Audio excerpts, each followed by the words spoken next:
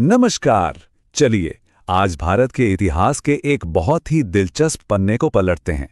हम बात करने वाले हैं मराठा साम्राज्य की और जानते हैं कैसे इन कमाल के स्टडी नोट्स के जरिए हम इस पूरे साम्राज्य के सफर को समझेंगे।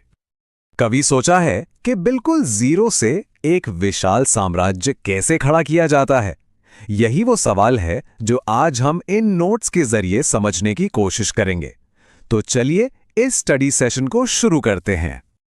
देखिए, ये विश्लेषण पूरी तरह से इन असली हाथ से लिखे नोट्स पर आधारित है। हम एक एक पॉइंट को साथ मिलकर देखेंगे और समझेंगे कि मराठा साम्राज्य कैसे बना, कैसे फला फूला और फिर कैसे बिखर गया। तो कहानी की शुरुआत कहां से होती है? जाहिर है उस एक इंसान से जिसने इस साम्राज्य का सपना देखा और उसे हकीकत में बदला, छत्रपति शिवाजी महाराज। शिवाजी का जीवन किसी तूफान से कम नहीं था।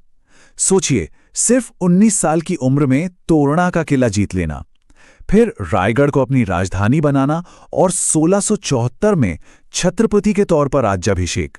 ये सब उनकी कमाल की लीडरशिप और दूर की सोच को दिखाता है।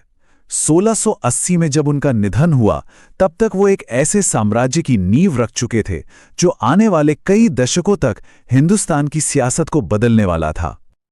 और हां, एक बात याद रखिएगा, हमारी सारी बातचीत, सारी जानकारी सीधे इन्हीं ओरिजिनल नोट से आ रही है, बिल्कुल प्रमाणिक।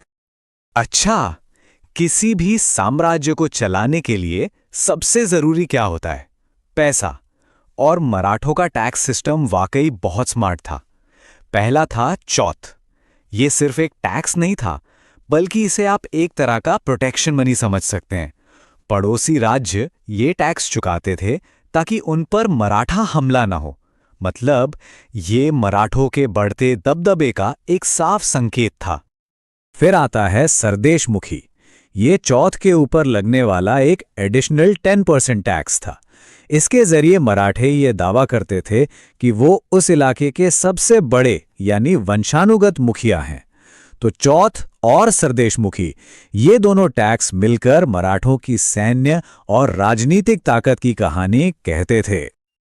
लेकिन कोई भी साम्राज्य सिर्फ तलवार और टैक्स के दम पर नहीं टिकता है ना।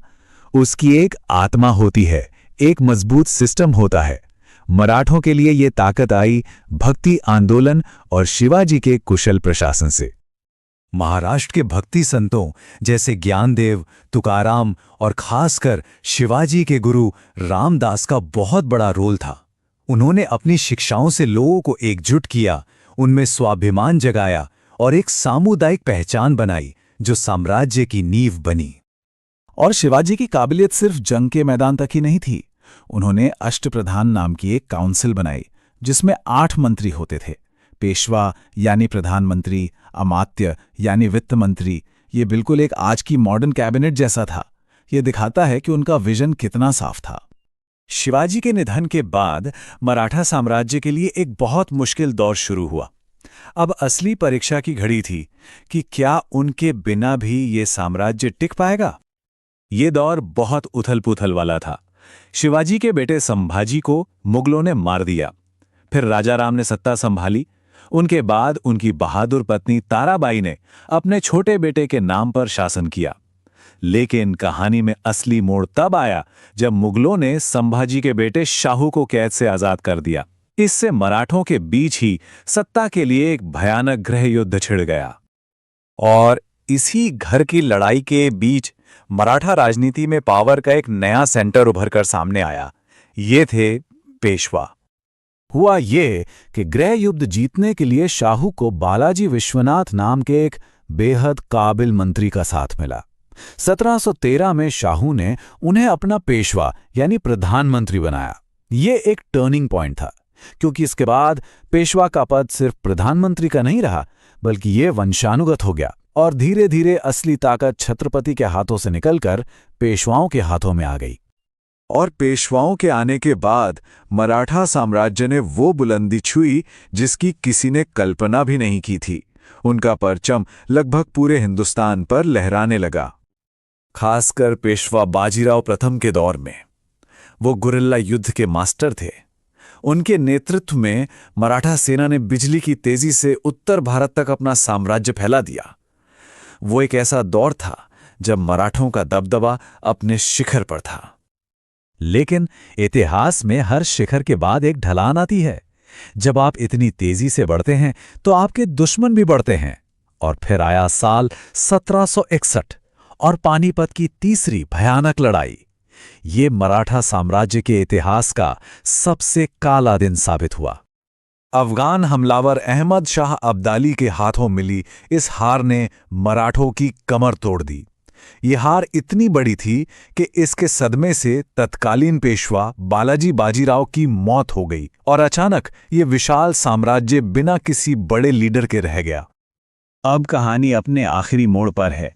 पानीपत की हार से कमजोर हो चुके मराठों के सामने अब एक नई और शायद सबसे चालाक ताकत खड़ी थी, ब्रिटिश ईस्ट इंडिया कंपनी।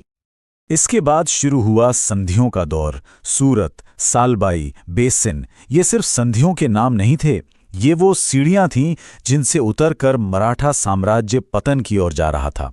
हर संधि के साथ उनकी आज़ादी थोड़ी और कम होती गई।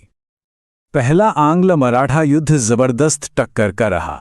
ये लगभग बराबरी पर छूटा, जिससे पता चलता है कि मराठे अब भी एक बड़ी ताकत थे जिनसे पार पाना आसान नहीं था। लेकिन दूसरे युद्ध के नतीजे बहुत बुरे रहे। मराठों को अपने बहुत से जरूरी इलाके अंग्रेजों को सौंपने पड़े। उनकी ताकत अब पहले जैसी नहीं रही थी। और फिर आया तीसरा और आखिरी आंग्ल मराठा युद्ध। ये आखिरी कील साबित हुआ। इस युद्ध के बाद पेशवा का पद हमेशा के लिए खत्म कर दिया गया। मराठा साम्राज्य का सूरज अस्त हो गया और भारत में ब्रिटिश राज का सूरज उगने लगा। तो ये पूरी कहानी हमें क्या सिखाती है? यही कि मराठा साम्राज्य सिर्फ अंग्रेजों से नहीं हारा, वो अपनी अंदरूनी फूट, सत्ता की लड़ाई और एक मजबूत सेंट्रल लीडरशिप की कमी से भी हारा। ये हमें याद दिलाता है कि किसी भी बड़ी ताकत के लिए बाहरी दुश्मन से ज्यादा खतरनाक अंदर की कमजोरियां होती हैं।